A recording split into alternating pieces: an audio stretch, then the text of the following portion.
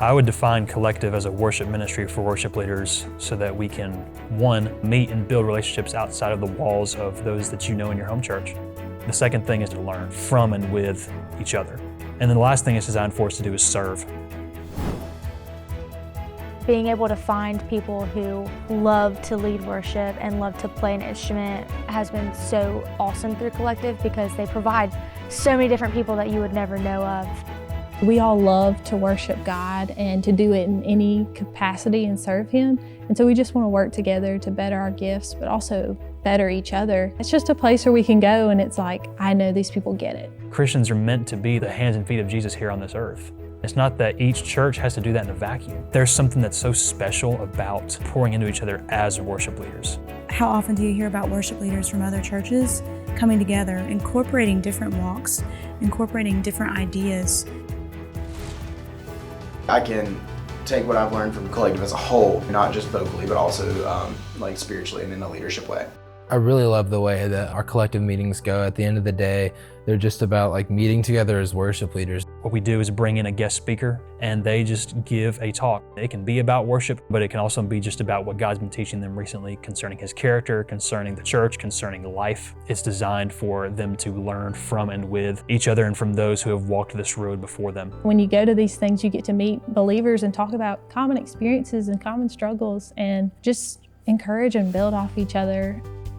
We just push each other to get better and to be the best that we can be.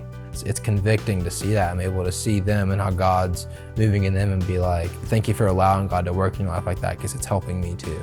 Collective sets a really good example of how it can look like to come together with other believers and other worship leaders from different churches and form a united front. There's something about being on stage, pouring into people through song, through worship together.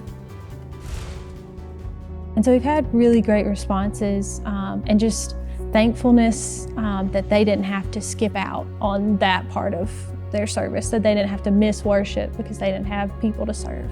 If there isn't a Collective event happening, then everyone has sought out worship opportunities to be a resource and to serve. We are different. We're not going to sound like we sing and worship together like every day of the week, and that's okay because that's not the expectation. The expectation is that you show up and that you're there to lead worship. What we can do is use these gifts that God has given us to serve those who are in need of them. So say a church or a ministry or somebody is in need of a band or musicians for a D-Now or for a one-night only event or for a worship gathering, something. Collective can be a resource for that church or ministry. We're here to equip people, we're here to be a resource to churches, to people who need a worship band, who need worship leaders. I know it's hard to be sent out of your comfort zone. Sometimes getting on stage is really terrifying, but I just say do it, get involved, don't let fear hold you back. We're here to worship the Lord. Worship is more than just a really well-planned set, and it's more than just people in cool outfits and ripped jeans. It's completely laying down yourself, taking up your cross, and singing about it to a Father that's worthy. No matter what place you choose to be a part of, it's the same God at work in all of it. It's the same God who's doing the same incredible things, and here's hoping for more.